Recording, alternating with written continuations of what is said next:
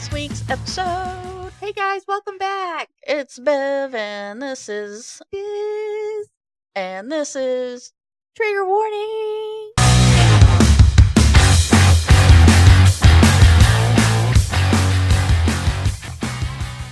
And now we've sung ourselves into your lives. Aren't you so happy you tuned in for that little lovely song? Of course they are. Yes, They're our pod people.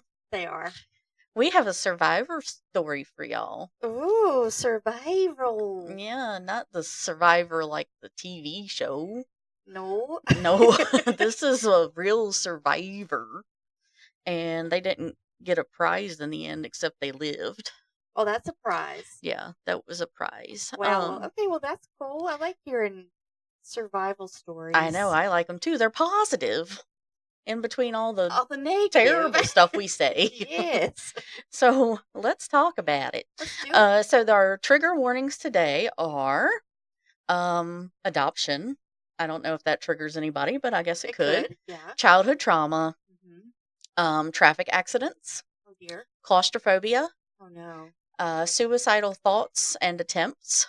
Mm-hmm. And then I'm going to talk kind of briefly about an injury that was kind of severe. Okay. So we are talking about Matt Reum, who was born in Kaliningrad, Russia, on May 28th, 1996. Okay. And so within a few days of being born, I think he said like 6 days, he was given up for adoption and placed in an orphanage. And he lived in the orphanage for 3 years. Daggone. He basically was in a place where nobody got like individualized attention or interaction. Right. There were too many children for anybody to get like one-on-one time with an adult. They were given everything they needed as far as survival. They had shelter and food and clothing and that kind of thing. But that was basically it. So Frederick and Beverly Reum arrived at the orphanage, and they said that everything was clean and the children appeared well cared for as far as the basics. But the orphanage was kind of gray, not really decorated, not really colorful like, most children places have rainbow colors and bright flowers colors. And lots of like fun stuff on the walls and that kind of thing. Yeah. There weren't a lot of toys. The kids didn't smile like most little kids do. And they were all pale because they didn't go outside. That's so sad. I know. The Reams said that Matt's strawberry blonde hair and blue eyes kind of stood out amid all the colorless walls and the pale kids. So the couple officially adopted Matt and another little boy they named Aiden on April 17th, 1999. At that time, adoption in Russia took about a year compared to about 5 or 6 years in the U.S. Oh my gosh. So besides the shorter adoption process, the Reams had decided to adopt from Russia because they thought that the kids would look more like them, as opposed to like an Asian country or something like that. Okay. So 3-year-old Matt slept most of the long plane ride back to Fort Lauderdale, Florida. Wow, what a difference that's going to be for him. Yeah, a long plane ride. Yeah. When he was awake, they said he was really curious about everything. He wanted to figure out how the seats worked, and he looking at all the different stuff. Like everything was just colors and everything was different compared to what he'd been used to. Yeah.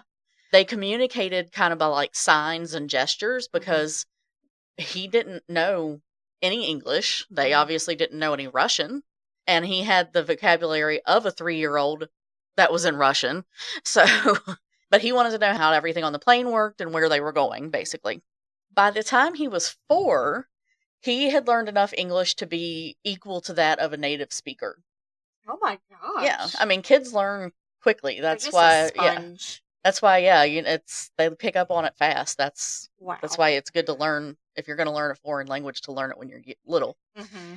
Then, a few months after adopting their kids, Beverly Reum found out she was pregnant.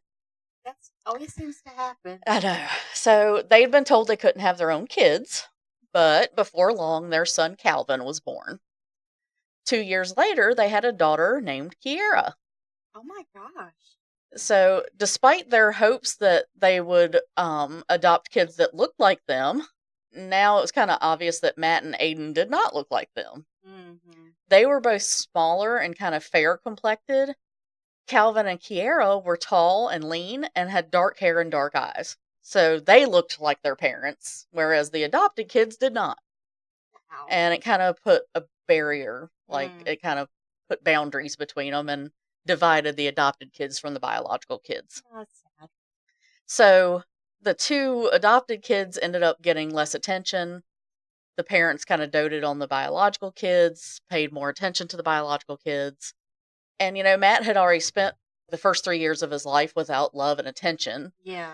He got a little bit of a taste for that attention and that feeling that he could trust somebody and that somebody was there to take care of him. Yeah. But not very long before he started getting siblings that took it kind of from him. Yeah. Through no fault of their own, obviously. Right.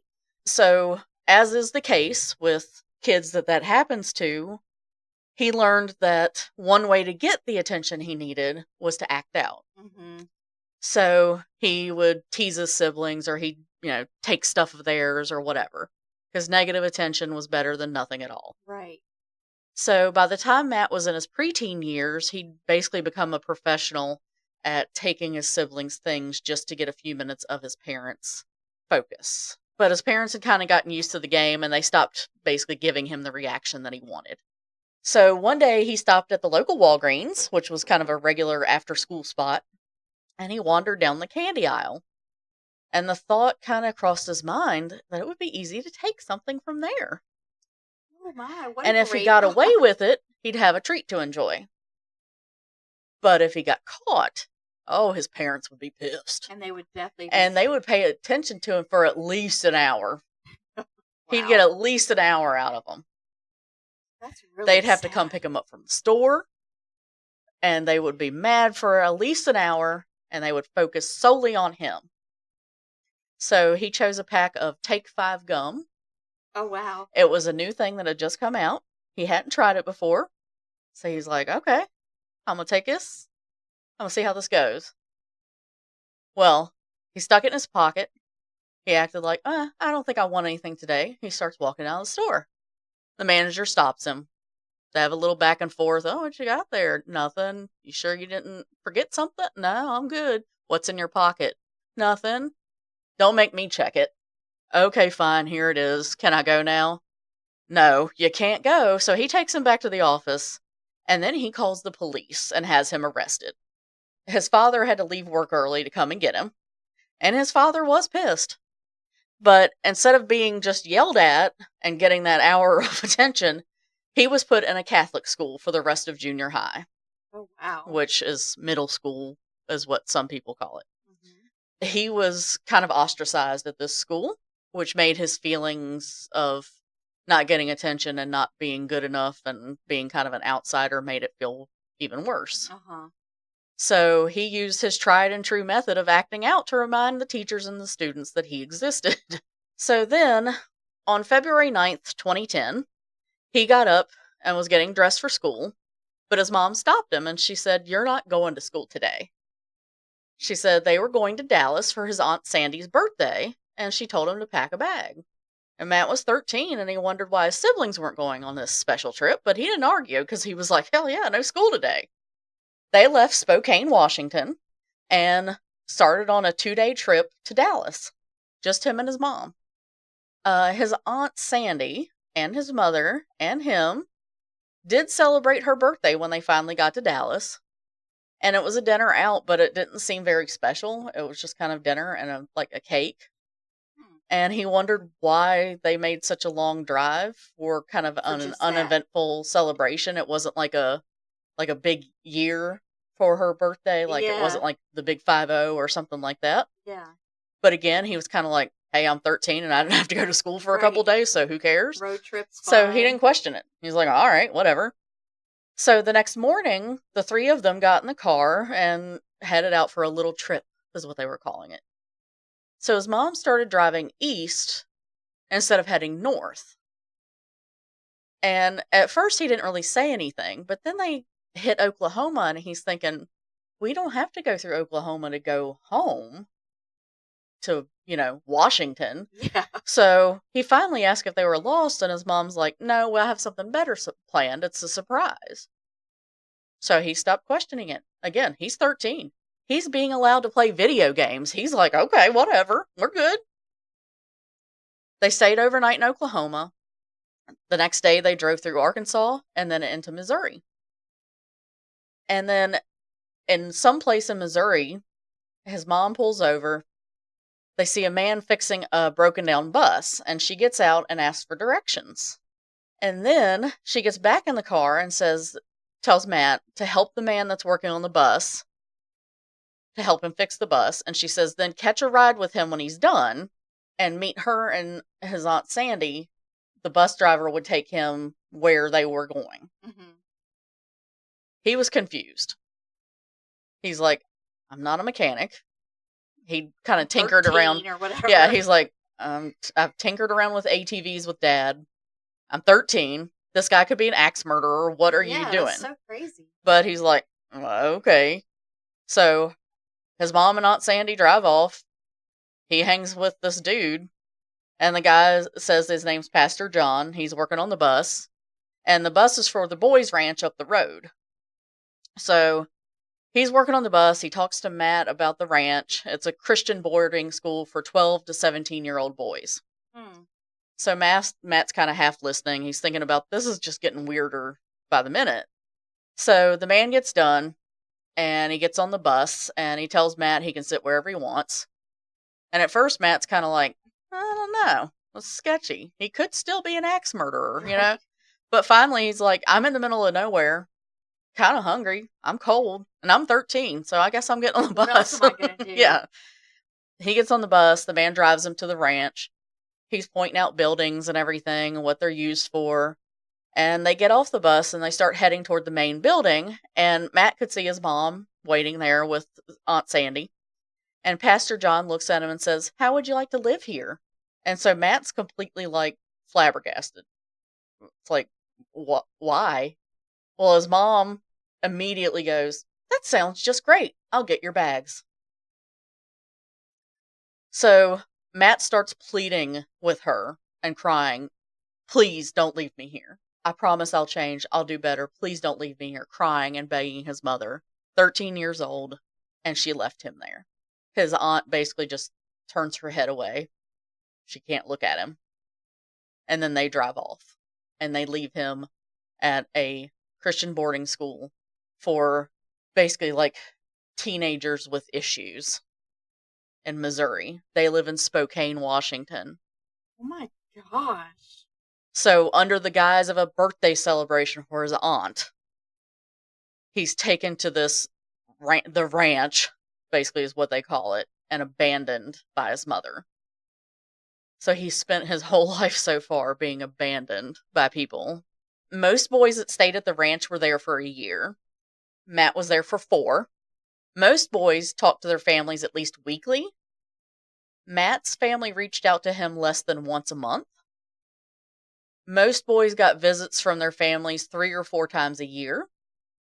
Matt saw his family 3 times in the 4 years that he was there. So from the time he was born until he was 13, it was proven to him time and time again that the love and the attention that he needed, he was not going to get. And every time something like this happened, it made him harder for him to trust other people. No kidding. It made him harder for him to form close connections to other people, because that's not easy to do if you can't trust people. Yeah. And it made him feel like the only person he could rely on was himself. Living at the ranch was a tough life, but it actually did help him in a way. He gained an interest in welding, which led to a membership in the Boilermakers Union, which led to good jobs and an independent lifestyle that he really enjoyed. So, it kind of already sounds like we've talked about Matt's story of survival. I mean, I'm sitting here thinking, well, what else is freaking going to happen to this guy? Right.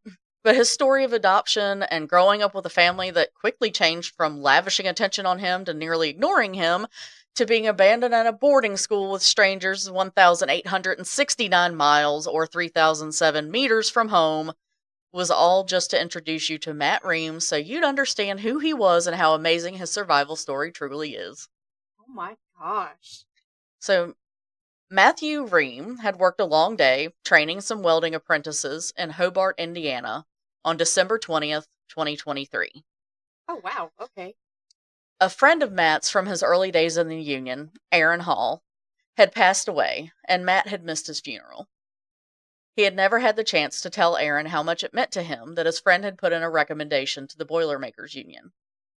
He'd thanked him many times. He'd never told him how he'd actually felt, and suddenly his friend was gone, and so was the opportunity to say what he wanted to say.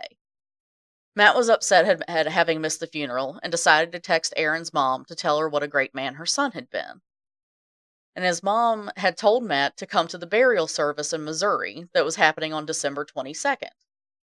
So, on December 20th, 2023, Matt started driving home to South Bend, Indiana. Originally, he'd planned on staying at a hotel in Hobart, thinking it would be safer than driving when he was tired after, like, a 17-hour workday. Have mercy. But South Bend was only an hour away. He figured he could get back to his apartment, pack a suit for the burial service, and then also get packed for a ski trip that he had planned with friends for Christmas. So then he could hit the road to Missouri and still have time to spare to stop at one of his favorite restaurants before heading to Colorado for skiing. He'd have time to travel without speeding and take his time, get there, do the service, have his, favorite restaurant in Missouri, drive to Colorado for the ski trip, all that. Ooh, that's a lot of travel. So instead of spending the night in Hobart and then having to drive the next morning, he was like, I'll just drive home an hour tonight and I can be at my house already and ready to rock. It was foggy that Wednesday night. Matt's driving east down I-94 in his Dodge Ram pickup. Between being tired from his 17 hours awake and his mind distracted by his travel plans and the heavy fog, Matt missed his exit. We've all done this. Absolutely.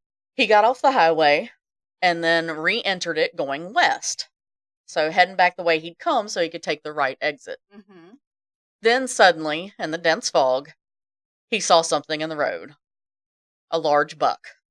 Oh no. So Matt swerved onto the shoulder of the highway and then attempted to move back onto the pavement, and instead the truck hit the guardrail and all hell broke loose. Matt was slammed against the roof and back in his seat as the truck rolled and tumbled down a hill, and the contents of the cab of the truck was just crashing around him. He described it as happening in slow motion and as a zero-gravity situation where he saw a wrench floating in midair and thought, was that a wrench? I didn't know they could fly.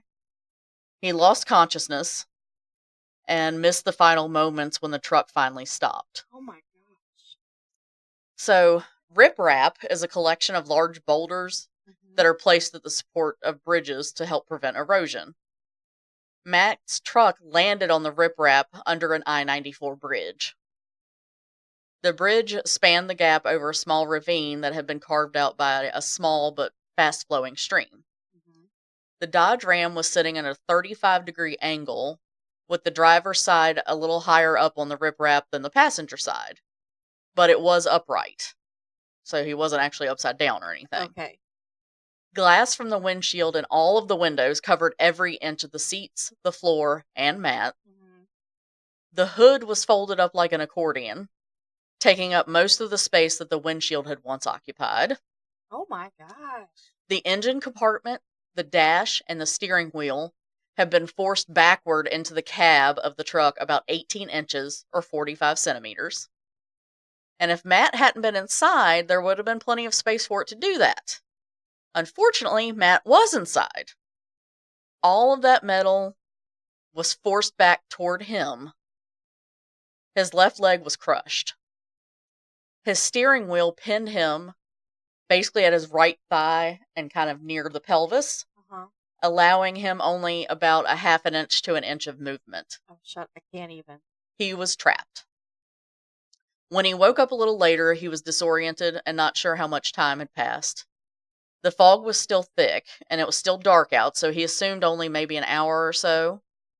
His head was pounding, his vision was blurred, and he couldn't see much else. He could hear water, and he knew he must be near a stream or a river, but other than that, it was completely silent. He pressed the horn on his steering wheel, but nothing happened. He pressed again, and he pressed harder, but nothing happened. Then he thought of the emergency call button, the onboard emergency system. Yeah. They're common in newer vehicles, so he pushed the call button, but nothing happened. So he pushed it again, harder, nothing happened. Again, nothing. He pushed it over and over and nothing, and he wasn't going to get help that way. He'd been wondering if he was dreaming, but as the initial shock wore off, he began to feel pain. Oh, yeah. His left leg was throbbing and completely pinned. His right ankle was hurting really bad, telling him it was either sprained or broken. When he tried to raise himself up on his arms, he fell back immediately when his right hand gave out. It was swelling, and it was hard to move his fingers and thumb. His phone had been next to him before the wreck, so carefully reaching out in the darkness, moving his fingers over broken glass and debris, not knowing what the debris was because it's pitch dark. Yeah. He was trying to find his cell phone.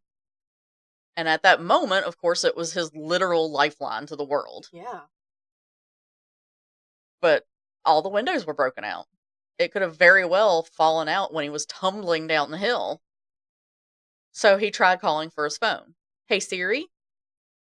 Siri? Siri, where the fuck are you? Siri, fucking answer me! And for a moment, he thought he heard a voice in the distance, and he began screaming for help. But the voice was gone. And likely it was someone just driving with their window cracked as they drove over the bridge on the interstate above. Although it was after midnight by that point, traffic was passing by occasionally. He started screaming for help until his throat got sore. And then suddenly he stopped, as realization dawned on him. He could no longer feel his left leg. His right ankle was still hurting, and his hand was becoming more and more painful. But his left leg was beyond numb. Where it should have been, he felt absolutely nothing. And he knew that was a bad sign. He took some deep breaths to fight down his panic and went into survival mode. And he knew he couldn't do anything about his legs at the moment, so he decided he needed to fix his hand first. Mm-hmm. So he twisted as much as he could around in his seat, as much as he could with the steering wheel, basically holding in his lap. Yeah. And he saw his duffel bag in the back seat. Because keep in mind, he had it with him. He was going to stay at the hotel. Yeah. So he reached behind him. Bit by bit, he was able to work the zipper across the bag until he could reach inside. And he managed to pull out a t-shirt. And he used it to wrap up his hand to kind of stabilize it to help reduce the swelling. Uh-huh. He knew that staying warm would be crucial to surviving until someone found him, so he reached behind him again and got his Letterman jacket out. Mm-hmm. Then he pulled on the jacket over the jacket he was already wearing, and then once that was complete, he decided he would get his rest and sleep a little bit so that he was at least a little bit more clear-headed, right? Since he'd been unconscious and in a wreck, obviously. It's the middle of the night, he can't see. He figured sleep a little bit, he'd wake up in the morning, he'd be able to see, and he could better assess the situation. Out what to do. Yeah. So he decided to use his airbag as a curtain. He pulled it across the driver's side window to block the breeze coming in from that side and settled in to sleep. I didn't even think about the airbags deploying and how that'd be right in his face. Yeah. Or lap or whatever. He woke up the next morning just as the sun was burning off the fog. And he rolled his neck and he stretched as well as he was able to. And he was sore and aching all over. Oh, I can't even imagine. Partially it was due to the wreck, and partly it was from sitting up in the truck at a weird angle. Because he was kind of holding himself at a weird angle too, because I think the truck is leaning the side. Yeah. The angle of the truck obstructed his field of vision a little bit. He could see part of the stream, and he could see the steel and the concrete that made up the bottom of the bridge that was overhead. And, of course, he could see shattered glass that freaking filled his truck. Mm-hmm.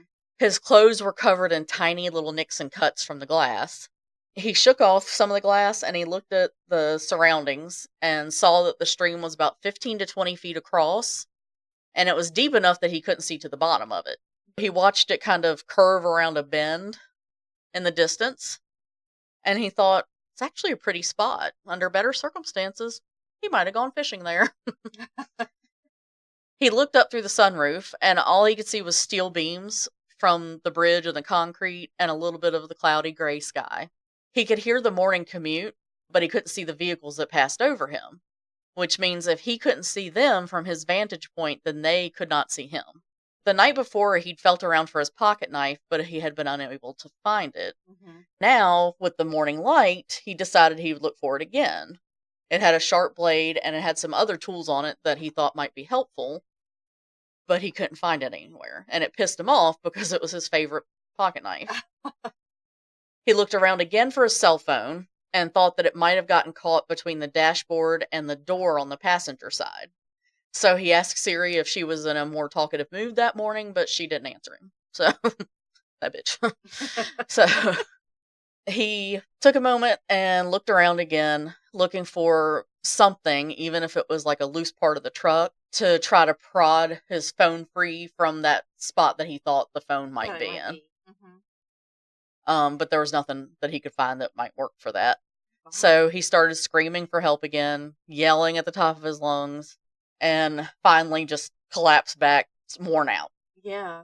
He started feeling anxiety, feeling that lack of control. Yeah. And he remembered from therapy that control is about having choices and acting in a way that one deems appropriate. So after a couple of deep breaths, he began looking around, taking an inventory of his truck. And he decided he needed to assess the situation and make a mental list of anything and everything available to him.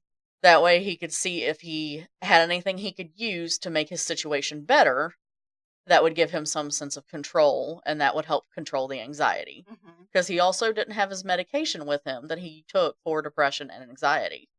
The thought then struck him that he had tools with him. He had put his toolbox behind him. Ah.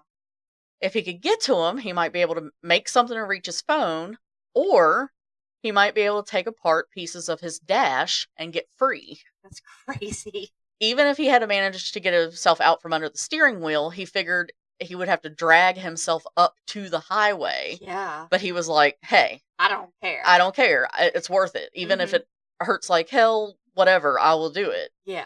So he reached around his seat on the left side with his uninjured hand, because the right hand was the one that was hurting, and it was also his dominant hand. Right. So he reached to the left side between the driver's door and his seat. And he was able to feel the case for his socket set.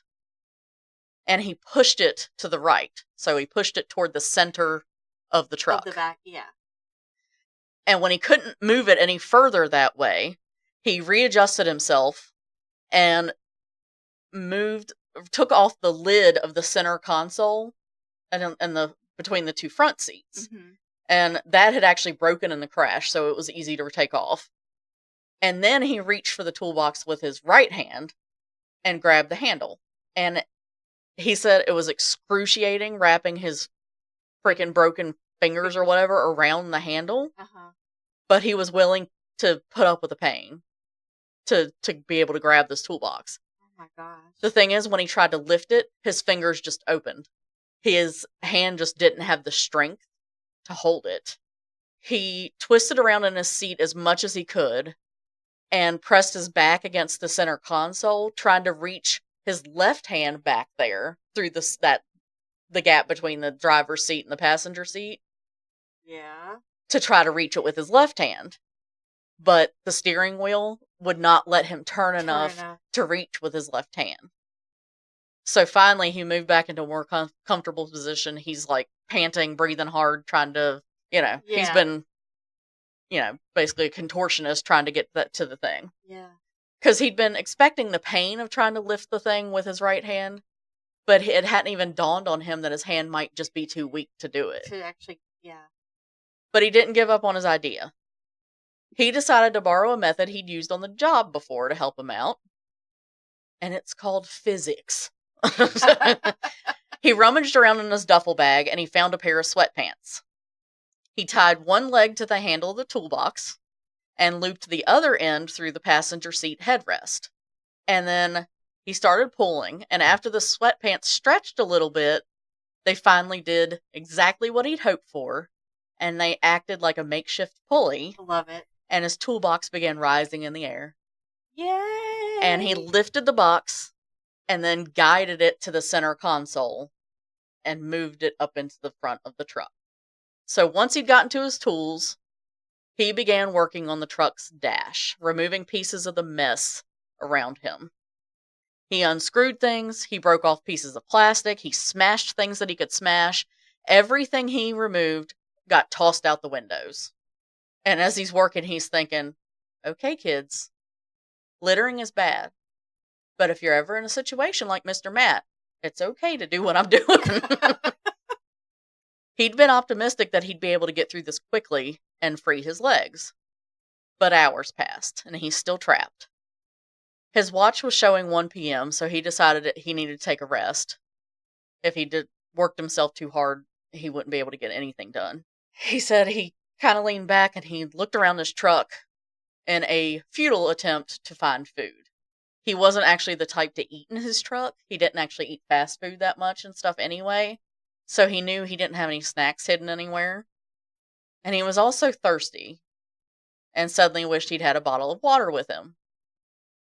The weather was actually around 50 degrees Fahrenheit, which is 10 Celsius, which was unseasonably warm for December in Indiana.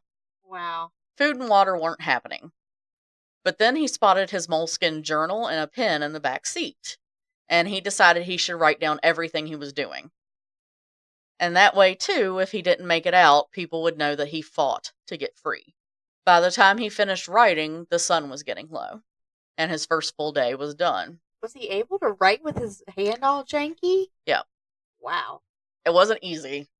He describes the stuff in here in the book, but he managed. He you did know. it. I guess he could hold his fingers enough to like grip the pen, but and he talks about how he had to stop and shake his hand out. I mean, we do that just because we don't have broken hands and we still have to do that. Yeah, we still have to do that.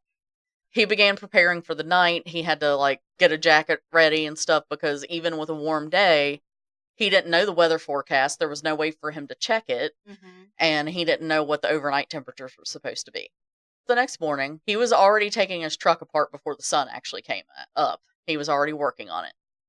Thunder started rumbling in the distance, and so it looked like there was going to be another warm day, and he was hoping for rain.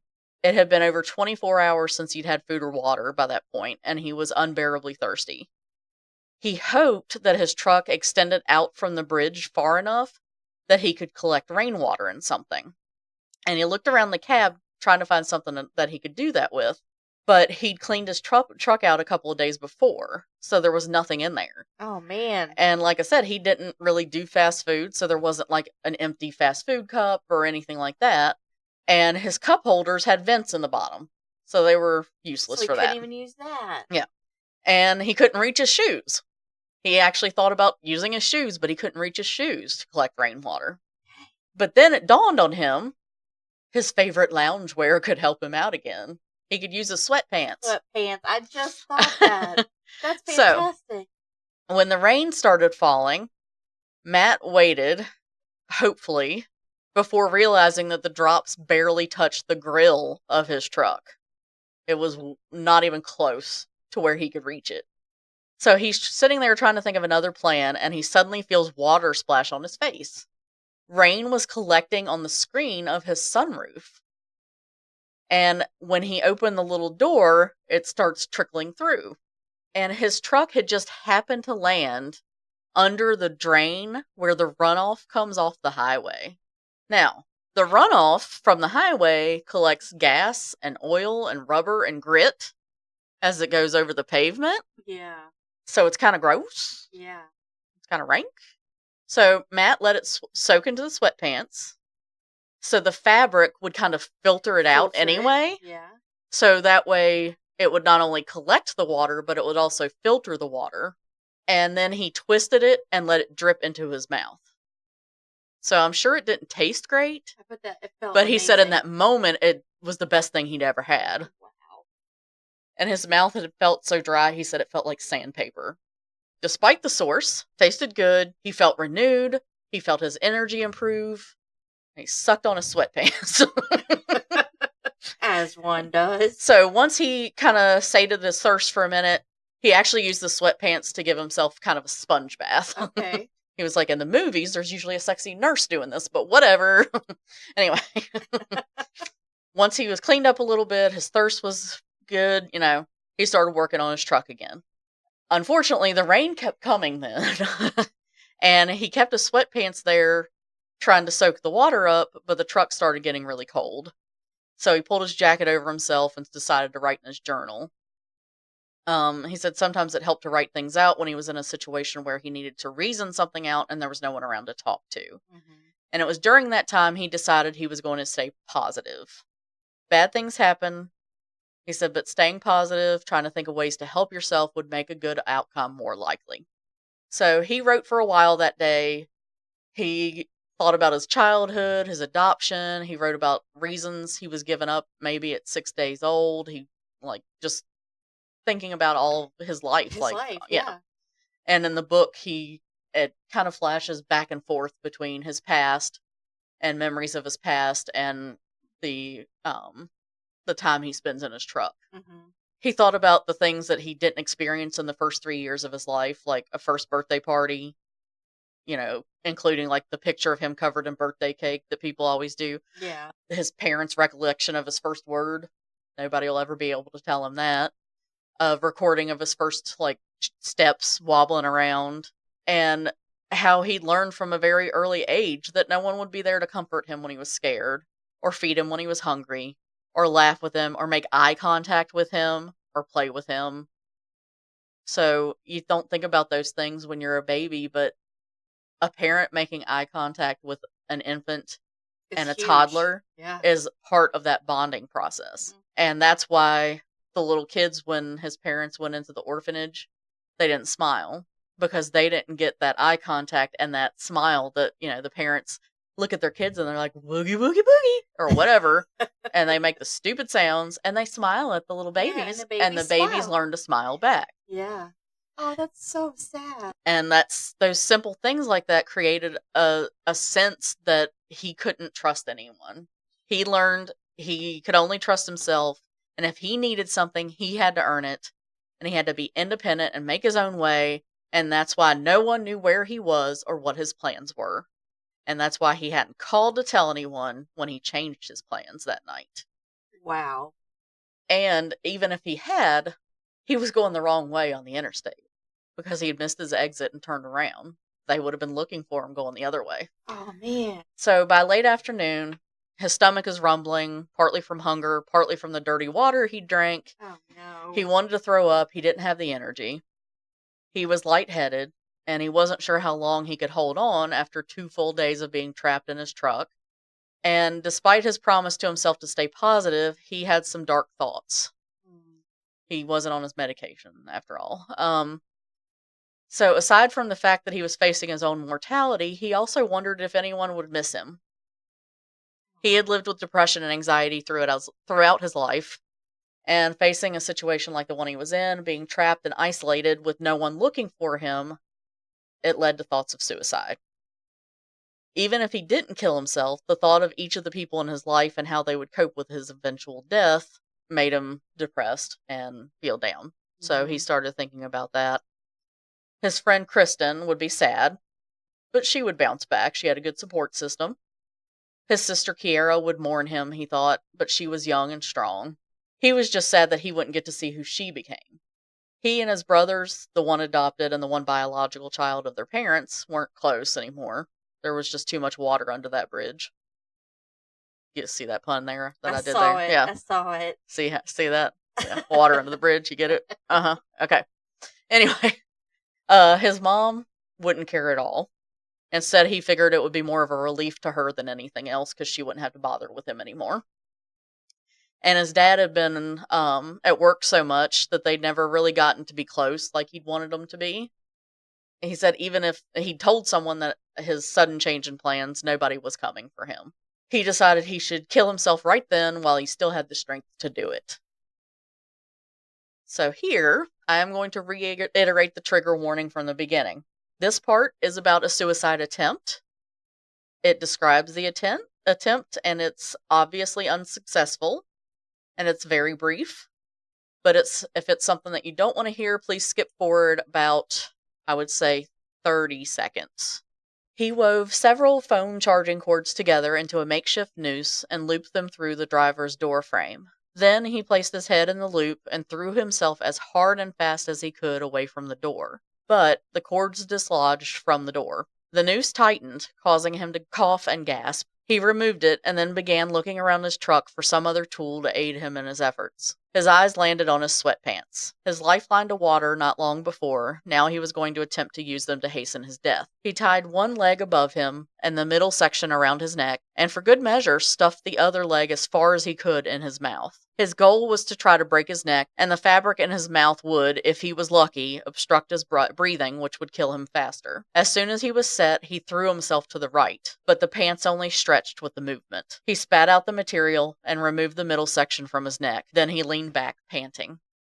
Matt balled up the pants and used them as a pillow, thankful that he hadn't succeeded in his attempt.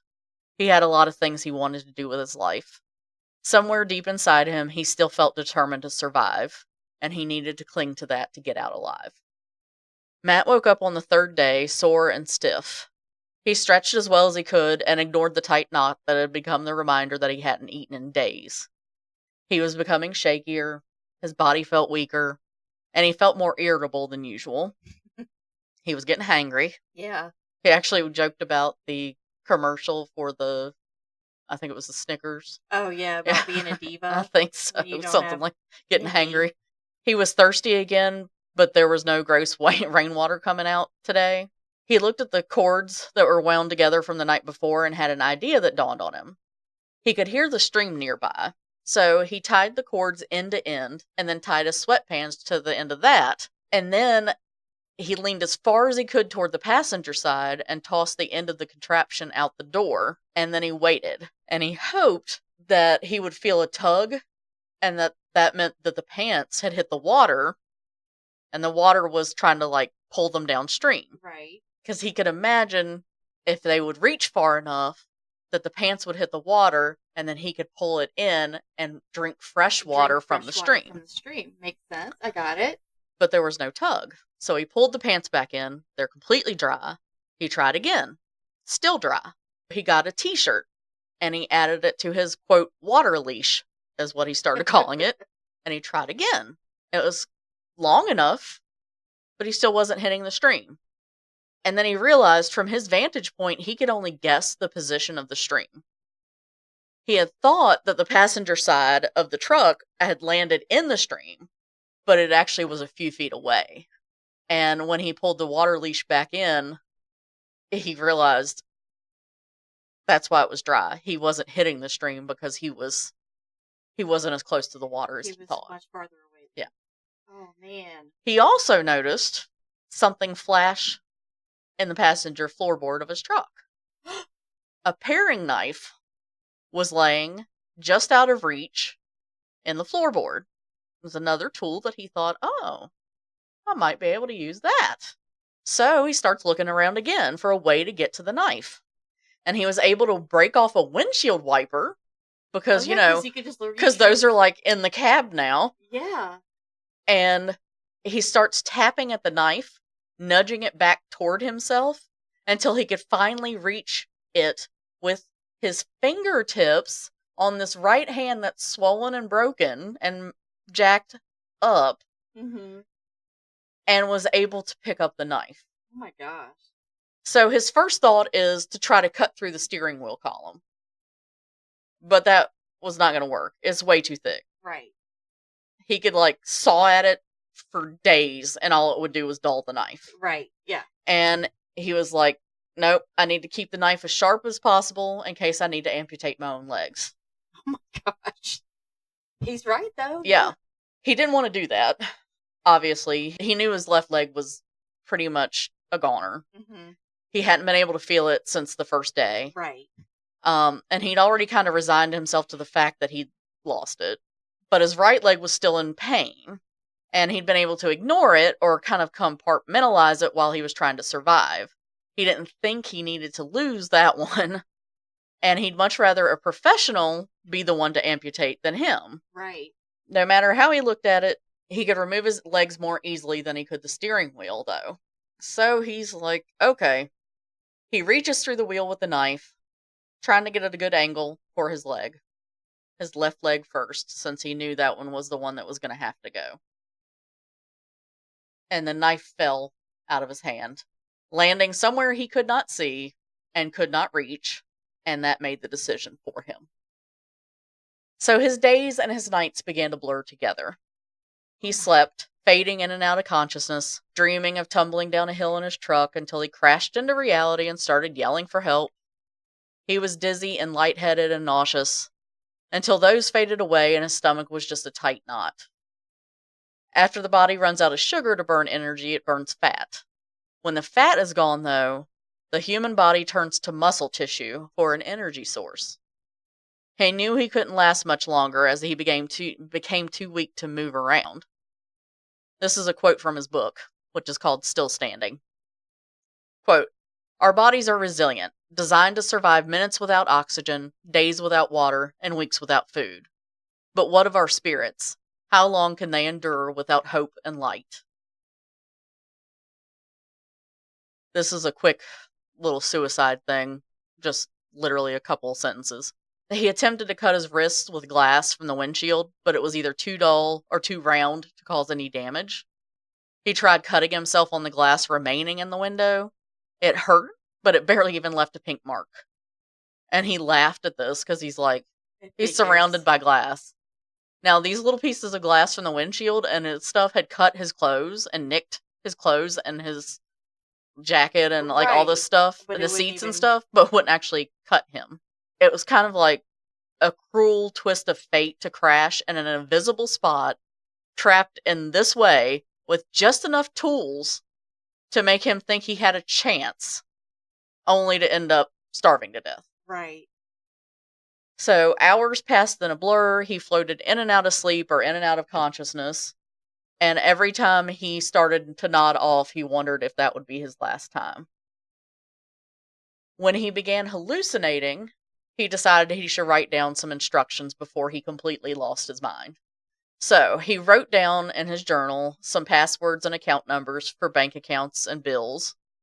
And it was practical and important. And it was all from memory. So he hoped it was accurate. Wow. He couldn't look at his phone, obviously. He had no way. So he just did as much as he could from memory. But then he realized that if it was his best friend stuck and injured and dying, and they'd managed to have enough time to leave a note, that was not the type of message he would be hoping to find. Yeah. So he switched focus and he wrote for a note for Kristen, his best friend. He knew that she would give his wishes the time and attention they deserved, and she would carry out his requests to the best of her ability. So he thanked her for being his friend, despite his attempts to flirt with her when they first met. He tried to pick her up at a bar, and she was like, "I don't date men." Oh. So he's like, "Okay, how about friends then?" Want to be a friend? And she basically put up with his attempts to pick her up and kept talking to him instead of just shrugging him off and walking away. And they became friends. So he thanked her for basically giving him a chance to be her friend. He told her that he'd been looking forward to years of friendship, but it looked like that wasn't going to happen. He asked that his funeral service be carried out by Danny, the owner of the ranch where he'd grown up. Danny knew him better than anyone else, and instead of residing over Matt's wedding one day, as Matt had always imagined, Danny would have to have the right words to lay Matt to rest. While Matt wrote and hallucinated strange little creatures dancing around in his truck and dreamed of his past, Kristen was at home checking her phone for the millionth time. Her girlfriend Tracy was trying to reassure her that Matt was fine. He had probably gone on a ski trip and he didn't have great service in the mountains of Colorado, but Kristen had her doubts. Matt wasn't crazy about Christmas, but he didn't hate it. He usually celebrated it with friends. He didn't have any reason to dislike it or didn't have anything against it. Yeah. And aside from that, he would always text her back, and she'd texted him 5 days before. but she hadn't heard anything from him. So she decided to text him again. It was Christmas Day. She needed to tell him Merry Christmas anyway. She sent out the text just as she and Tracy were getting ready to leave to go to Kristen's parents' house. After the holiday message, she sent a more serious message. Quote, I expect you to respond to this as soon as you see it. End quote. Then she sent another one. Quote, Matt, please, I mean it. You're starting to scare me. End quote. Matt's Aunt Lily sighed and looked at her phone, thinking something wasn't right. He was usually the first person to text or even call her on Christmas, but she hadn't heard from him all day. Lily tried to convince herself that he was just out having fun with friends, not thinking about his old aunt. But he'd visited only weeks ago at Thanksgiving. She tried calling, but the line was out of service, and Lily knew that he wouldn't change his number without telling her. Although she'd texted him 4 hours before without a return message, she decided to try again. And she texted, Where are you, honey? Is everything okay? Matt was cold and shivering. He pulled on a second jacket, but he couldn't seem to stay warm anymore. He knew he needed to work on getting himself free, but staying awake had become more and more difficult as time went on. His body was starved of fuel. It had no energy left to perform any tasks, to think clearly, to understand reality. He thought he saw a person on the other side of the creek. When he yelled, even his voice was weak. It didn't matter. No one was there. The hours passed between moments of wakefulness, although he wasn't entirely lucid, and sleeping. When he gave in to sleep, he floated through dreams of his past at the ranch and his early days in the Boilermakers Union, before turning to made-up tales in which he was a bounty hunter who used welding tools to catch his bounties. It was actually one of the dreams or hallucinations maybe that he had. The weather had held out for a few days, hovering in the 50s in December in Indiana. Sunny and relatively warm, it was completely unheard of. Mario Garcia was itching to do something to enjoy it. It was the day after Christmas, and his family was out for the day, giving him a chance to take advantage of the weather and some time to himself. On a whim, he called his son-in-law, Navardo de la Torre. The two agreed to meet up and head to Bass Pro Shop, their favorite store, and grab some lunch. Then, if they felt up to it and the weather was still decent, they could go to a little out-of-the-way fishing hole that Navardo knew about. Matt didn't know how long he'd been in his truck. He guessed it had been about 9 days. It had actually been 6 at this point, but there was no way for him to keep track. Yeah. He kept imagining things that weren't real. Soon he wouldn't be able to tell the difference between reality and his hallucinations. In his book, he said, if there were any miracles to be had, I needed mine now. He looked up the sky and he prayed. God, are you out there? I don't know if you can hear me, but I really need your help.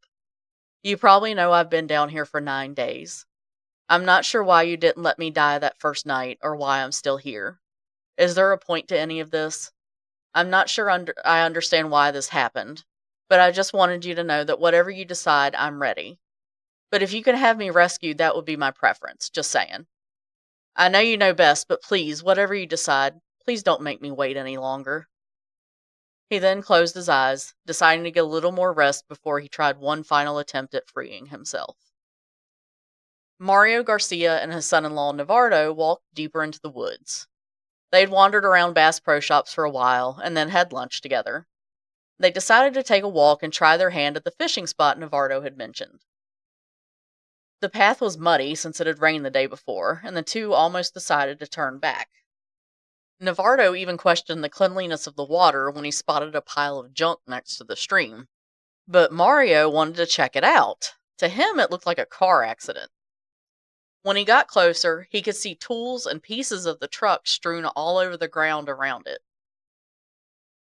The airbag was hanging from the driver's side window like a curtain, rather than drooping from the steering wheel like it normally would after a crash. Mario told Navardo that he thought the accident had been pretty recent. He moved closer and realized someone was inside, and he looked dead. The young man looked to be around the same age as Mario's son. Mario reached through the window and over the body to search for a wallet. He was going to find out the young man's identity because if it had been his son, he'd want the accident and the man's name reported so that he could be told what had happened. He figured somebody was looking for their child. But then, as he reached over him, Matt turned his head and he looked at him and said, "Are you real?" In the book, it says Mario gasped and said, "You're still alive?" I don't want to argue the point, but let's be real. You reach in over what you think is a dead body, and that dead body not only moves, but looks you in the freaking eyeballs, and then talks to you, and all you do is gasp. Yeah, I was like, that's bullshit. No. What you do is you jump 6 feet in the air like a cat. Backwards. You shit your pants.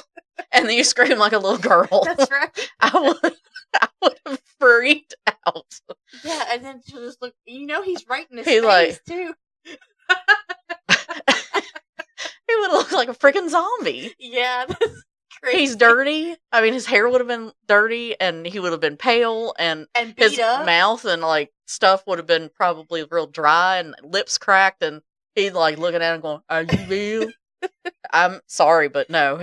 He's reaching over him. He had to be, face to face with him. It's just like a zombie movie. Yeah. Oh my gosh, I wish you guys could have seen her face when she was saying this.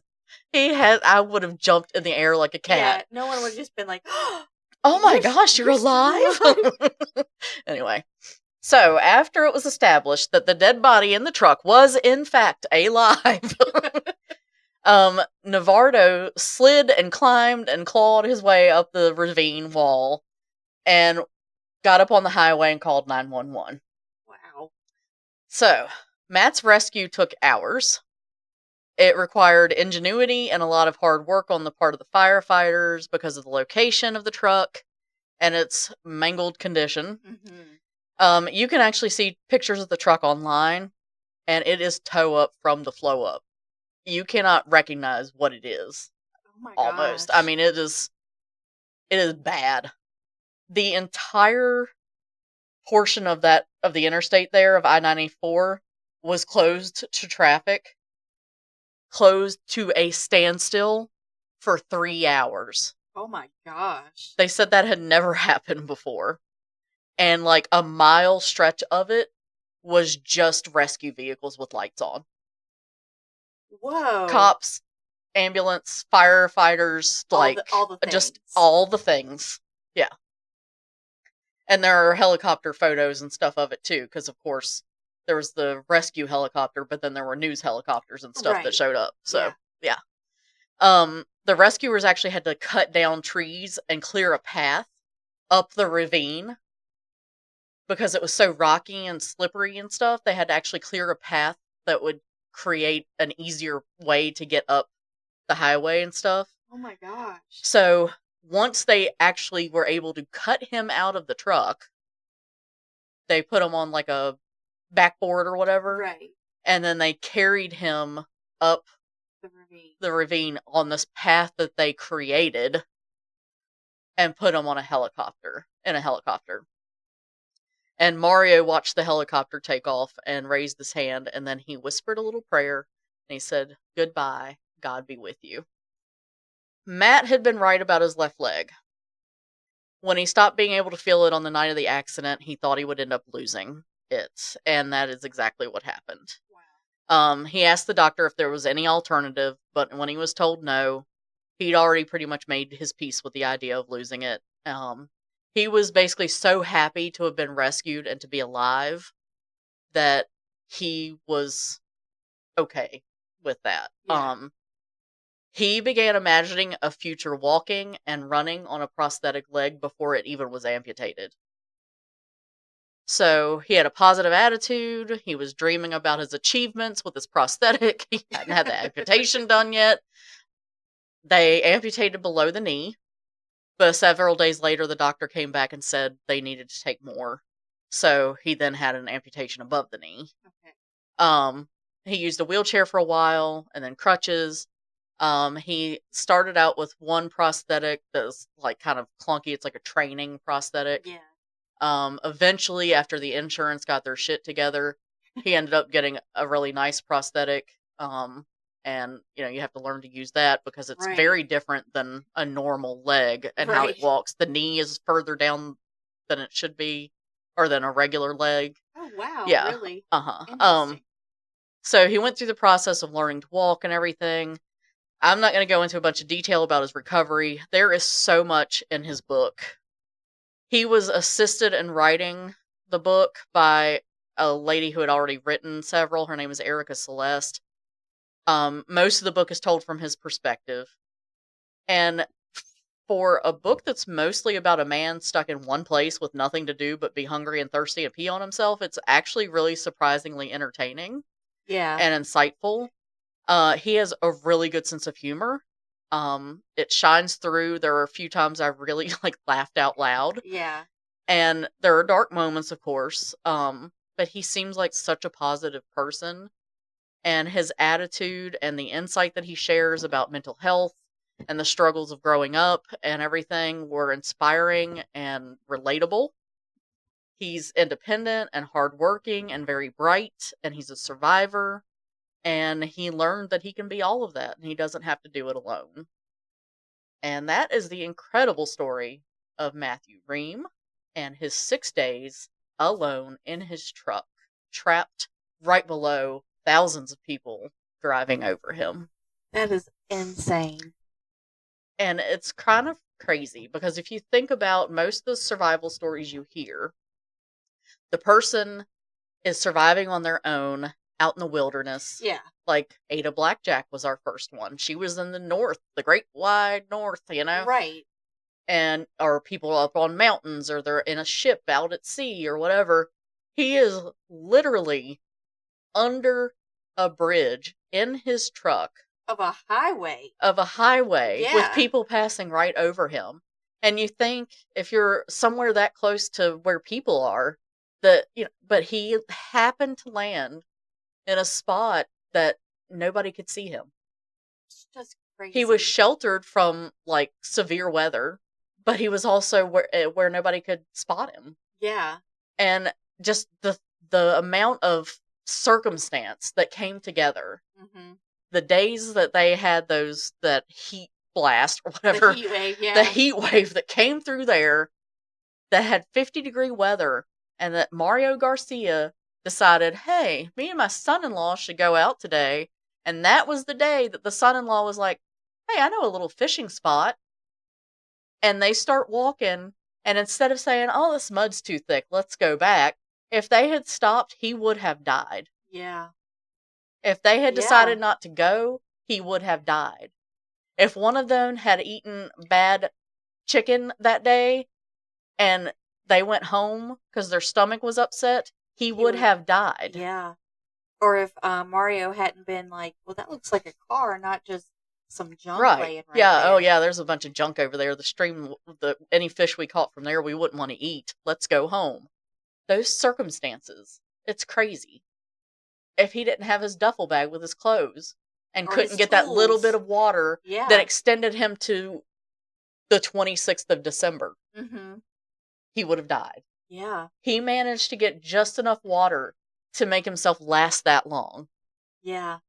That's amazing. The way that his truck rolled and crushed his leg, but didn't cause any chest or head damage. Yeah. There's so many circumstances. And his attempts at certain things ended up not working failing at all. Yeah. Like, I know how I feel about that as far as, like, there's a reason. There's a reason that I think it's very interesting that last prayer that he said was the day he got rescued. And he said, my preference is to be rescued, but either way, can you just please have it happen now? Whatever you decide is fine. Right. Just please don't make me wait.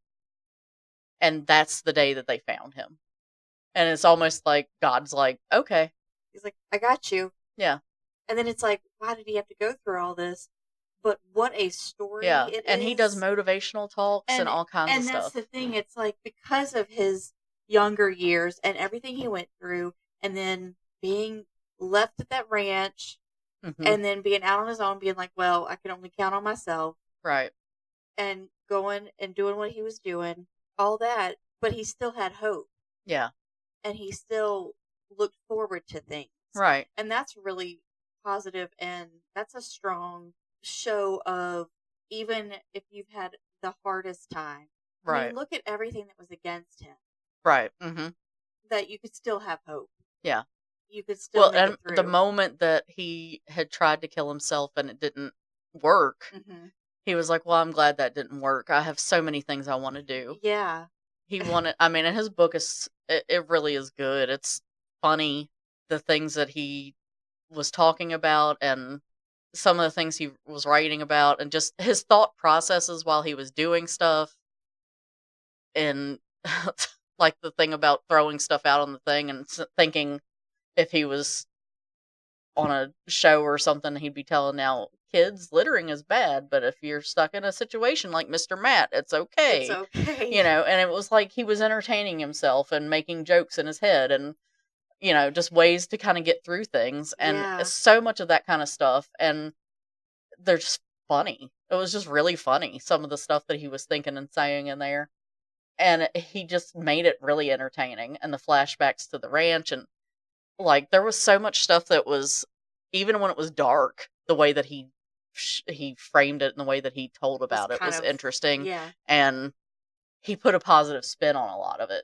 Because I'm sure, you know, I'm reading the thing about him being stuck at the ranch for 4 years. And most of the boys are there for 1 year. Yeah. And yeah, that sucks. And he's kind of like, yeah, it sucked. It was a hard life. But he's talking about how he got so much out of it. Yeah. Because they taught them that, you know, hardship builds character. So while he's already been through that anyway. Yeah, true. But like he's talking about how being stuck in his truck is building character, and then he's joking about when the first time he has to pee and there's nowhere to pee except kind of on himself. He's like, I guess I'm building character. I don't think this is what they meant, you know, stuff like that. Like, wow, what an attitude to have, and the kind of person he is. Yeah. To still be able to stay positive throughout, even though he had his moments like anybody would. Yeah. To be like, nah, and be funny and like witty about it, even when most people be crying. And oh yeah, I would have been stuck for about an hour and then been like, that's it, I can't do this anymore. I would have just being stuck alone would have caused me to probably lose my mind. I'd hear something in the woods snap, like from a deer or something, and I'd be like, oh my god, well, first of all, I wouldn't have no tools in my car. Yeah. Right. So I wouldn't have anything like that. I would have bottles of water though. Yeah. So, yeah, I usually have some kind of water with me. But have a bottle of water or a travel cup in your car. Yeah. Stick some snacks in your glove compartment and have a bottle of water. Bars or something, some nuts or whatever. I did want to ask, his friend and his aunt, were they like, if it was another day we were going to call or whatever? Or I don't know. They did say in the book that his best friend Kristen and her girlfriend found out because they were watching TV and a news segment was showing the rescue effort. Oh my god. And Kristen's like, does that look like a silver truck? And Tracy, her girlfriend's like, it's hard to even tell if that is a truck. Yeah. Like, she's like, it's hard to tell what that is. And she's like, that's probably the way he would be traveling. And so they were the first ones that made it to the hospital. Oh, wow. So I think that was how she basically figured out, like, she had not heard from him still. And so when that flashed up, I think somewhere in her mind, she knew it was him. Wow. I don't know about his aunt, but his dad kind of came back into his life and was there for him while he was recovering. And he went to a cousin's wedding, and they just were very accepting and close. And, you know, they didn't walk on eggshells around him. Yeah. You know, they'd just be like, hey, man, I'm glad everything worked out, and I'm glad you're still with us. And then they just treated him like normal, like a normal person, you know. And he had a great time. His mom came in and just patted him on the leg and said, hey, I'm glad you're doing well. So I don't know that he's gotten much closer with her, What but the heck? yeah, but I think he's just reconnected with some people and realized that, like I said, he doesn't have to do things alone, and Yeah. he's. He can still be independent and take Yeah, care of things and still have yeah. people around him. But I think he just is. I don't know. He just seems like such a positive person. I would love to meet him, Yeah. and I would. I mean, I liked his book well enough. I bought an ebook of it, but if I was gonna, like, if I found out that he was speaking nearby or something, I would buy an actual hard copy so I could have him sign it, so I could Wow. meet him and have him sign it. It was really good, and it's funny because the book, most people don't write books for a living, so Right. when something like this happens and they write, they usually have another author help with it. In this case, he had never really done interviews and things like that, of course, before this happened. Mm-hmm. So he did interviews with some high school journalism students, and they were talking to him, and he said that he was impressed by the types of questions they asked, Uh-huh. because they weren't the standard journalist questions, because Interesting. they're high school students. They Yeah. don't think the way that journalists, like professional, like long-term journalists, that they're thinking like high school teenagers. Yeah. Yeah. And so he said it was a really great experience for them and for him, and it was a learning experience for both of them. And the idea of a book came up somehow, and he said, "Yeah, I guess I would need somebody that's written a book before, to help me." And they were like, "Our teacher's written books." And she's the one that ended up, the teacher for Oh, their that's class, so Erika cool. Celeste, ended up helping, and she's the one that wrote the book with him. So it's called Still Standing. It's Erika Celeste and Matthew Reum. That's fantastic. Yeah. And then he had a contest, I think, where people submitted art for the cover. And the art for the cover is really cool too. And it's just really neat. That's amazing. Yeah. What a great story. Yeah. All the way from when he was born all the way. 'Twas inspiring. It was. 'Twas. Yeah. Wow. Yeah. Wow, guys. Well, thanks for sharing That's what that. you call an uplifting story. It Here on really, Trigger Warning. That's right, you guys. And you don't know get what? that often. Also, Tell I us. want to point out, this is probably the first and only time that we will prove the ultimate lesson that this podcast will provide. What made him swerve and crash his truck? It was a buck in the fog. And what do we tell you at the end of every episode, people? You know it. What do we say? Watch for deer.